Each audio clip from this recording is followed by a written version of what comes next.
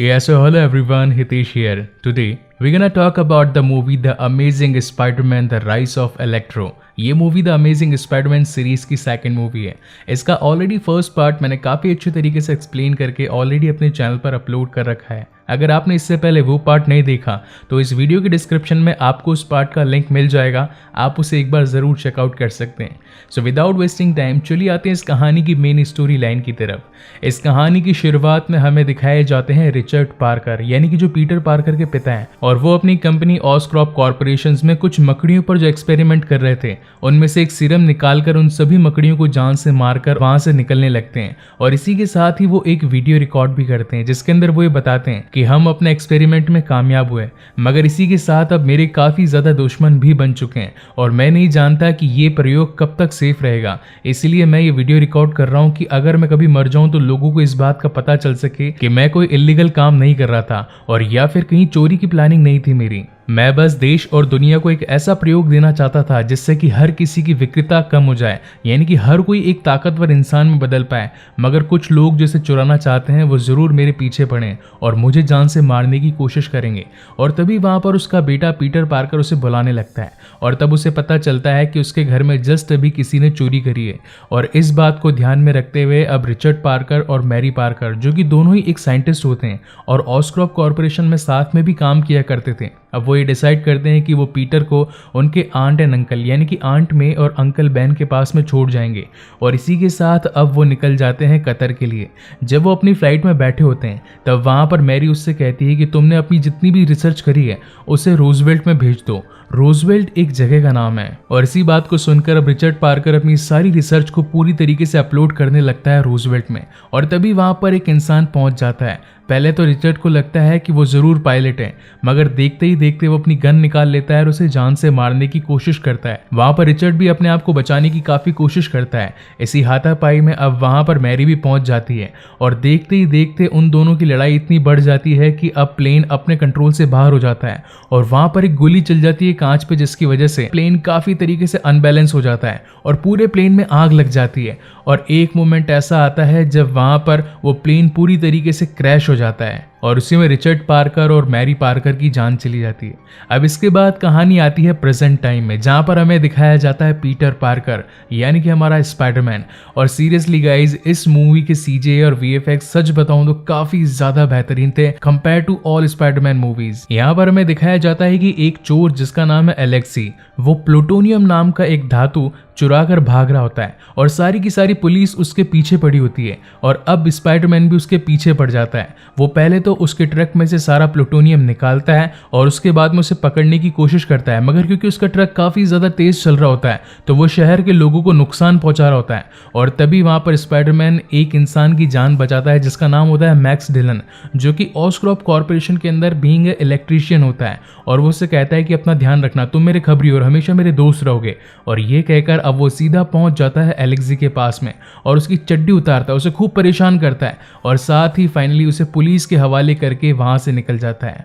उस दिन basically Peter का फाइनली ग्रेजुएशन का दिन होता है, जिस दिन उसके सभी दोस्तों को स्कॉलरशिप मिल रही होती है। और साथ ही वहां पर अब ग्वेन स्टेसी भी होती है जो कि पीटर का वेट कर रही होती है। और सडनली वहां पर पीटर पहुंच ही जाता है। काफी खुशी का माहौल होता है, सभी फैमिलीज आपस में एक दूसरे की फोटोज क्लिक कर रही होती है क्योंकि अब सभी बच्चे ग्रेजुएट हो चुके होते हैं। और इसी के साथ ही अब वहां पर ग्वेन पीटर को शाम की डिनर के लिए इनवाइट करती है, मगर पीटर इस बात को जानता था कि वो स्पाइडरमैन है और अगर वो ग्वेन स्टेसी के साथ में रहेगा तो जो खतरे उस पर आते हैं वो जरूर उस पर भी आएंगे। इसलिए वो ये डिसाइड करता है कि वो उससे अब ना तो मिलेगा ना ही बातचीत करेगा।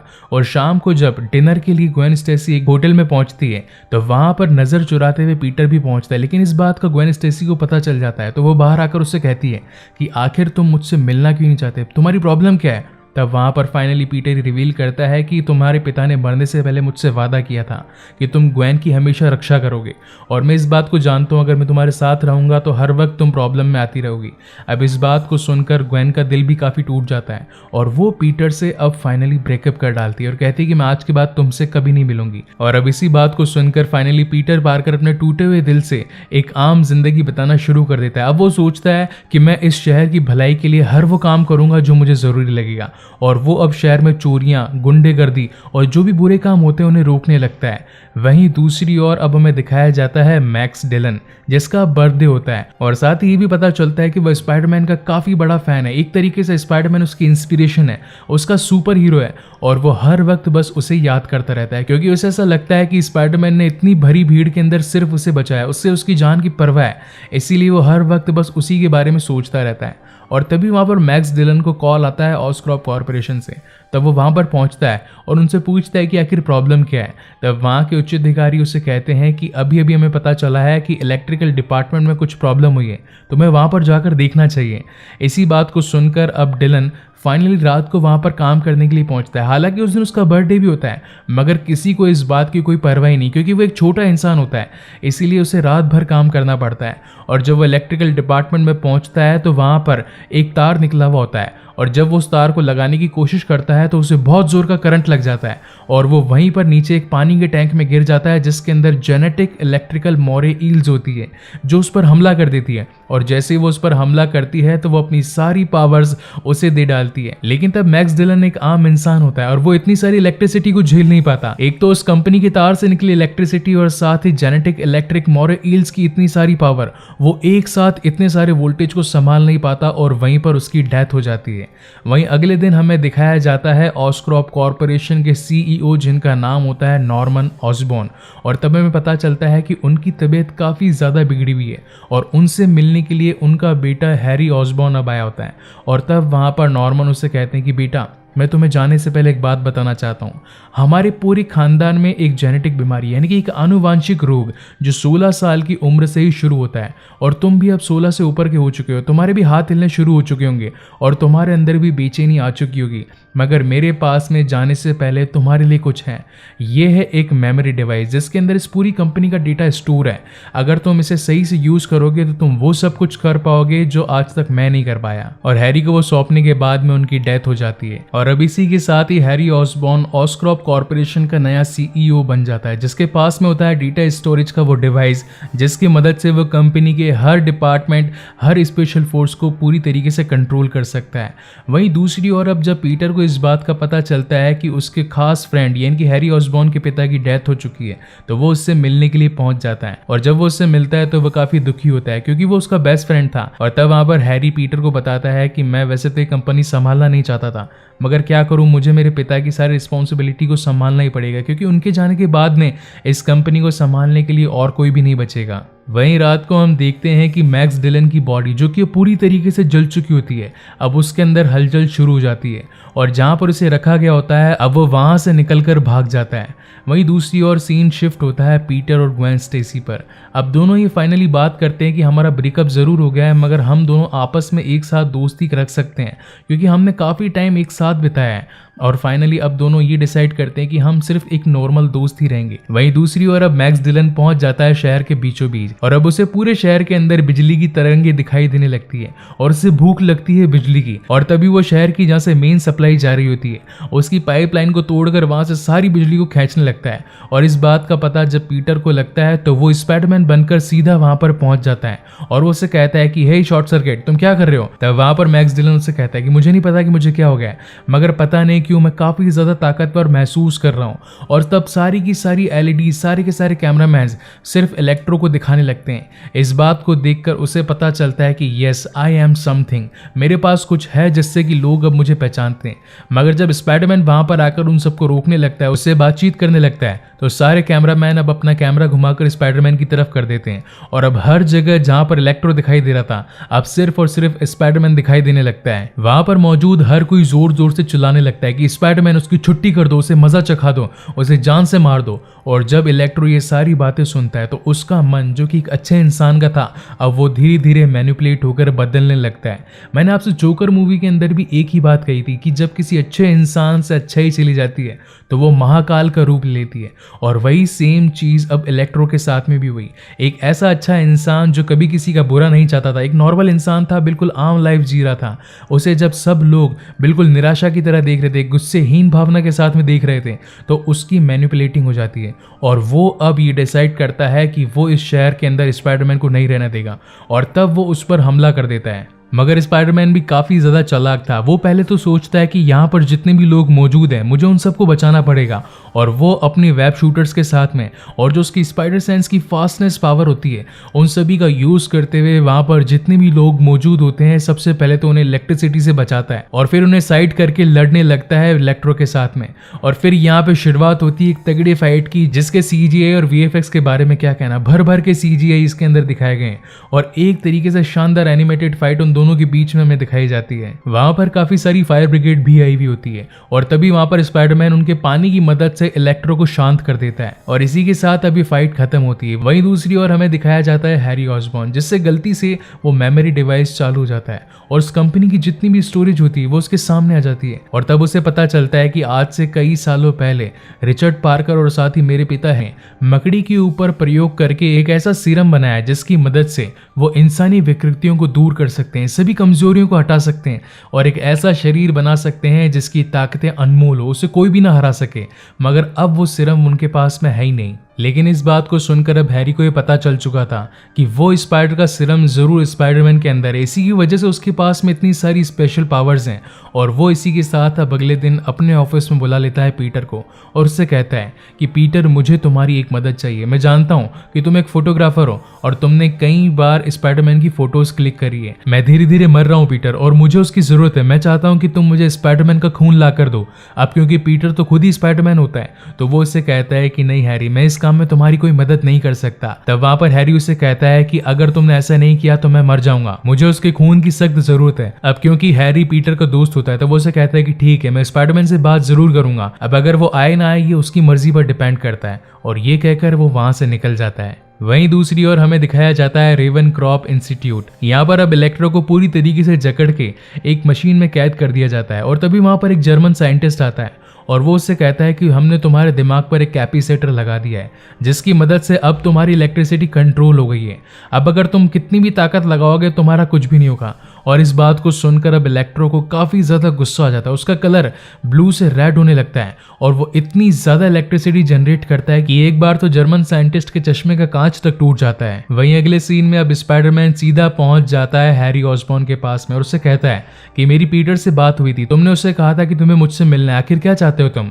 तब वहां पर हैरी उससे कहता है कि स्पाइडरमैन, मैं जानता हूं कि तुमने जिस प्रयोग से अपनी सारी शक्तियां बढ़ाई है वो जरूर मेरे पिता और रिचर्ड पार्कर की खोज है और अब मैं चाहता हूं कि तुम अपना खून मुझे दो क्योंकि मैं मर रहा हूं और मुझे तुम्हारे खून की जरूरत है। तो स्पाइडरमैन उसे समझाता है कि देखो, मेरा डीएनए अलग है, तुम्हारा डीएनए अलग है, मेरे ऊपर जो प्रयोग हुआ है क्या पता अगर मैं खून तुम्हें दूं तो तुम जान से ही मर जाओ। तो हैरी कहता है कि मैं तो वैसे भी मरने वाला हूँ, क्या पता अगर तुम्हारे खून से मैं ठीक हो पाऊँ तो इसमें तुम्हारी भलाई और मेरी भलाई ही होगी। अगर तुम चाहते हो तो मैं तुम्हें पैसा दूंगा, बेशुमार दौलत दूंगा, तुम चाहो तो एक बड़ा शिप खरीद लेना, प्लेन खरीद लेना, मैं तुम्हें इतना पैसा दूंगा जिसकी कोई हद ही नहीं। मगर तब स्पाइडरमैन उसे कहता है कि मुझे पैसों की भूख नहीं, मैं तो बस तुम्हारी जान बचाना चाहता हूँ। और ये कहकर अब स्पाइडरमैन वहां से निकल जाता है। अब इस बात से हैरी काफी ज्यादा टूट जाता है और तभी वहां पर उसकी सेक्रेटरी आती है जिसका नाम होता है फेलिशिया हार्डी और वो उसे कहती है कि मैं तुम्हारी किस प्रकार सहायता कर सकती हूँ। तो वहां पर हैरी उससे कहता है कि अगर तुम मुझे मकड़ियों का सीरम लाकर दे सकती हो तो प्लीज मुझे लाकर दो क्योंकि मुझे उसकी जरूरत है। तब वहां पर वो फेलिशिया उसे बताती है कि वो सीरम आज भी हमारे पास में। ये एक्सपेरिमेंट खत्म करने के बाद में सारी मकड़ियां तो मारी गई थी मगर उनमें से उनकी स्पेशल सीरम को निकाल लिया गया था और मैं जानती हूँ कि वो सीरम आज भी हमारे पास में है। तो वहां पर हैरी उससे पूछता है कि वो सीरम कहाँ पर है।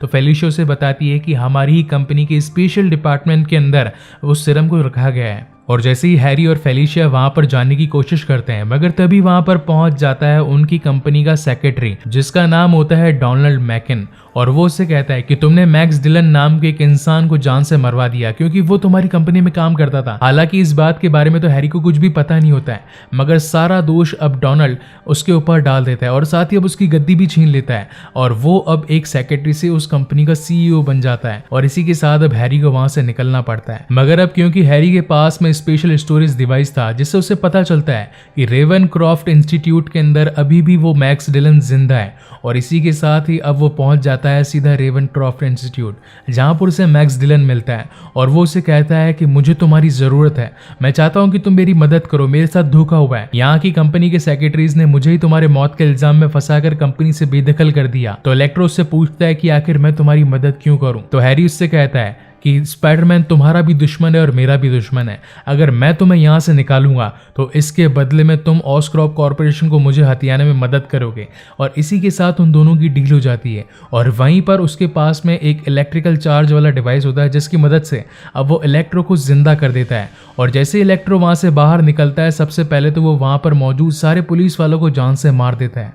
और इसी के साथ अब वो दोनों टीम अप करके पहुंच जाते हैं सीधा ऑस्क्रॉप कॉरपोरेशन और वहां पहुंचकर डोनाल्ड मैकैन को जान से मार देते हैं। और उसके बाद में उसे वापस से जिंदा भी करते हैं और उसे कहते हैं कि हम चाहे तो जब भी तुम्हें मार सकते हैं और चाहे तो तुम्हें जिंदा भी कर सकते हैं। अगर तुम वापस से मरना नहीं चाहते तो मुझे बताओ कि इस कंपनी का स्पेशल डिपार्टमेंट कहाँ पर है जहाँ पर उस स्पाइडर का सीरम रखा हुआ है, मुझे उसकी जरूरत है। और अब अपनी जान की परवाह करते हुए फाइनली डोनाल्ड उन दोनों को सीधा पहुंचा देता है कंपनी के स्पेशल डिपार्टमेंट में जहाँ पर काफी सारे एक्सपेरिमेंट पड़े थे जिन पर ऑस्क्रॉप कॉरपोरेशन काम कर रही थी।